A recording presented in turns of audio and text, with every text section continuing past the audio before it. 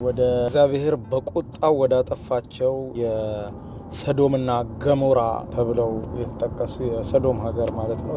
ወደ ሰዶምና ገሞራ ወደሚባሉት አካባቢዎች ነው አሁን እየሄድን ያለ ነው። እንግዲህ ሎጥ ቤተሰቡን ይዞ ሲወጣ ከሰዶም ማለት ነው ሰዶምን እግዚአብሔር በቁጣው ሲያጠፋት የጨው ሐውልት ሆና የቀረችው የሎጥ ሚስትንም ሐውልት እናያለን ማለት ነው። በጣም የሚያስገርም ነው። አሁን ቦታው ላይ ምን አለ? አሁን እንግዲህ የምንሄደው ሰዶም ገሞራ ወደሚባሉት አካባቢዎችና የሎጥ ሚስት ወደ ሸሸችበት ነው። ስለዚህ ጉዟችን ቀጥሏል።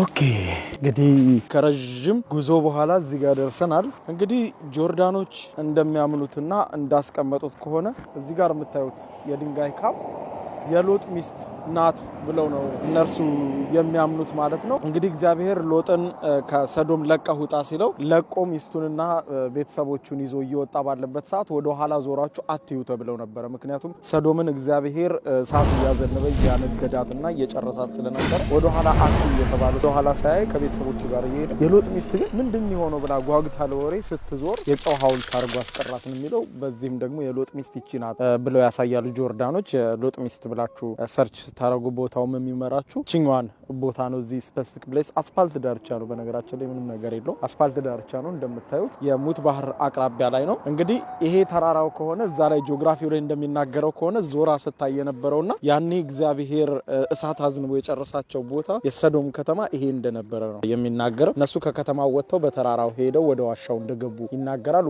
ወደ ላይ እንደሄዱ ነው የሚነገረው ማለት ነው። በእንትኑ የሎጥ ሚስት ናት የሚሏት ችኛዋን ድንጋይ ነው እንደምታዩት፣ የጨው ድንጋይ ማለት ነው ከላይ የምታየው። ነገራችን ላይ የእግዚአብሔር ቁጣ የወረደባት የሰዶም ከተማ እግዚአብሔር እሳት ዲን አዝንቦ የጨረሳት የሰዶም ከተማ ከዛ በኋላ እንግዲህ ምንም ህይወት አልኖረባትም በመጽሐፍ ቅዱስ እንደተጠቀሰው ማለት ነው። ከዛ በኋላ የሰው ልጅ አልኖረባትም። አሁንም ድረስ የሰው ልጅ አይኖርባትም። ለመኖር ምቹ አይደለችም። ይሄ ከኋላ የምትመለከቱት የሙት ባህር ነው። የሙት ባህርን እንግዲህ በቀደመው ቪዲዮ አሳይቻችኋለሁ። እንግዲህ ይሄ የሙት ባህር ላይ ምንም አይነት ህይወት ያለው ነገር መኖር አይችልም። ባለው ደግሞ መልክዓ ምድራዊ አቀማመጥ ይሄም ሀሩር ስለሆነ ምንም አይነት ሰው እዚህ ቦታ ላይ ምድሩም ላይ ውሃውም ላይ መኖር አይችልም።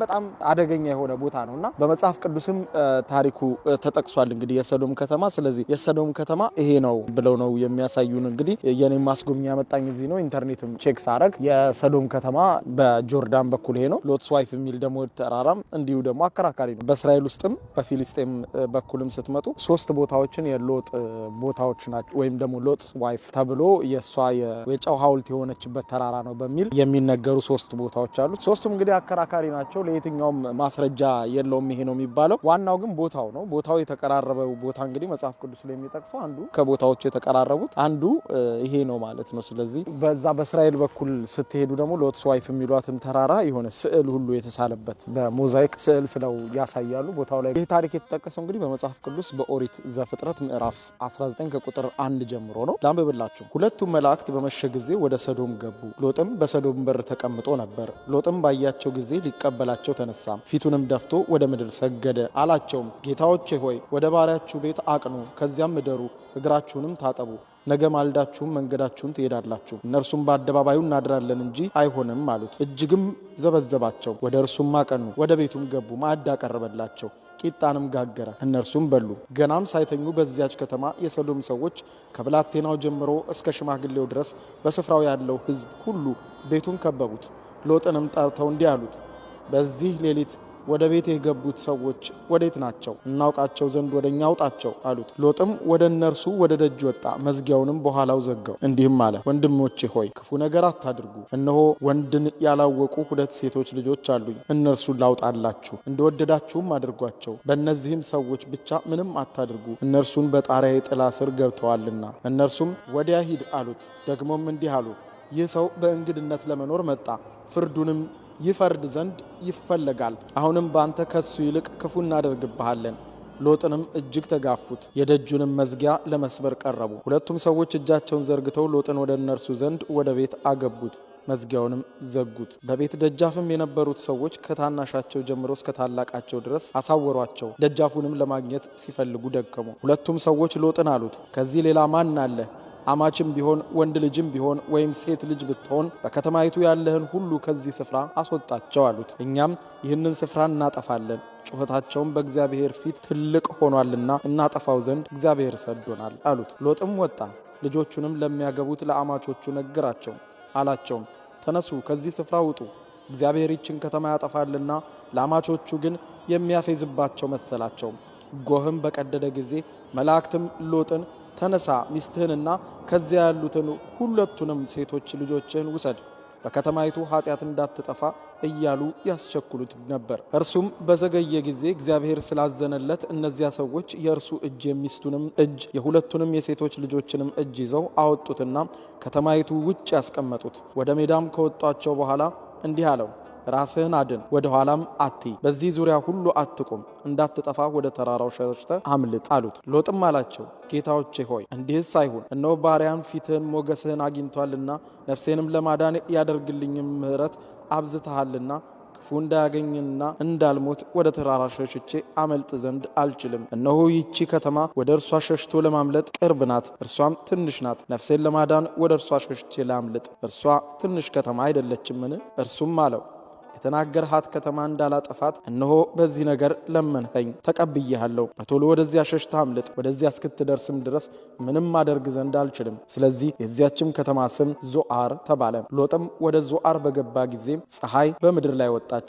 እግዚአብሔርም በሰዶምና በገሞራ ላይ እዚያ ዘንድ ከሰማይና እሳት ዲን አዘነበ። እነዚያም ከተሞች በዙሪያቸው ያለውም ሁሉ በከተሞቹም የሚኖሩ ሁሉ የምድሩንም ቡቃያ ሁሉ ገለበጠ። የሎጥም ሚስት ወደ ኋላዋ ተመለከተች፣ የጨው ሐውልትም ሆነች። አብርሃምም በእግዚአብሔር ፊት ቆሞ ወደ ነበረበት ስፍራ ለመሄድ ማልዶ ተነሳ።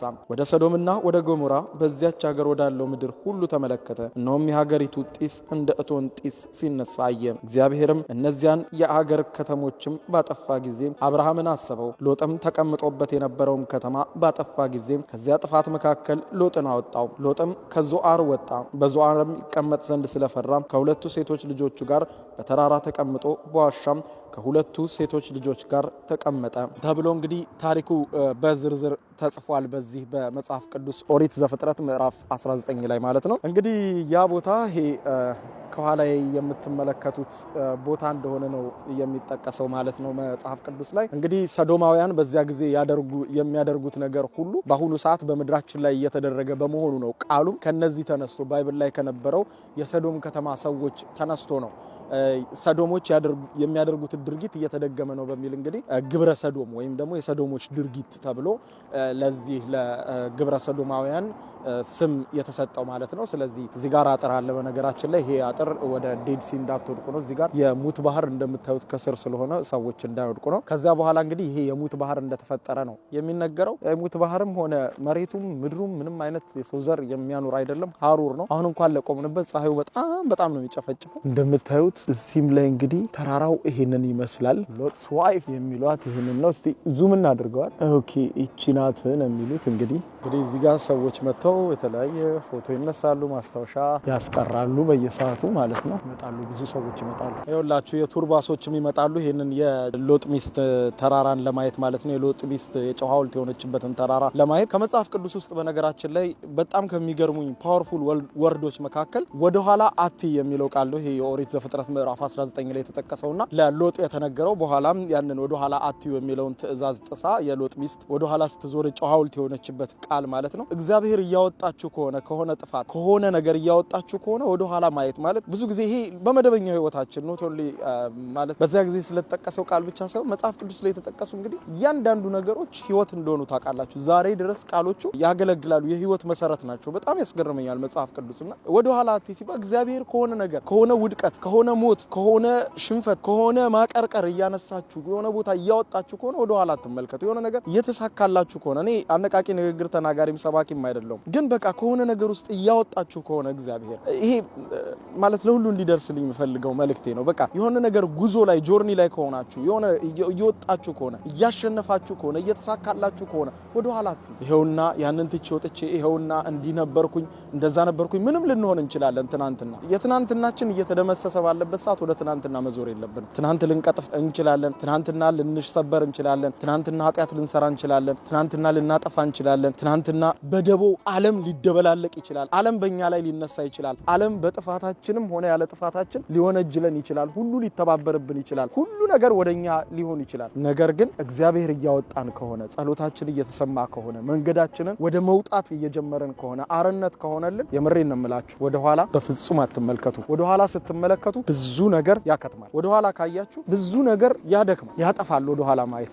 ምክንያቱም ትናንትና ያደክማል። ብዙ ነገር ነው በትናንትና ውስጥ የታለፈው። ስለዚህ እንግዲህ ከሎጥ ሚስት የምንማረው ትልቁ ነገር ወደ ኋላ አለማየት ነው። በነገራችን ላይ በጣም ብዙ ቱሪስቶች ይመጣሉ አላልኳችሁም? በየሰዓቱ እንግዲህ እንደዚህ መኪኖች እየቆሙ እቺ የሎጥ ሚስት የተባለችውን የጨው ሐውልት ነው የተባለውን ይጎበኛሉ። እንደምታዩቸው በጣም ብዙ ቱሪስቶች ናቸው ስልካቸውን ወደ ኋላ አድርገው እንደምታዩት የሚነሱት ማለት ነው። ይኸውላችሁ እንግዲህ የዛሬው ቪዲዮ የማሳረጊያ የሚሆነው ወደ ኋላ አትመልከቱ፣ ወደ ኋላ አትዩ። እንግዲህ የዛሬ መልእክቴ ነው።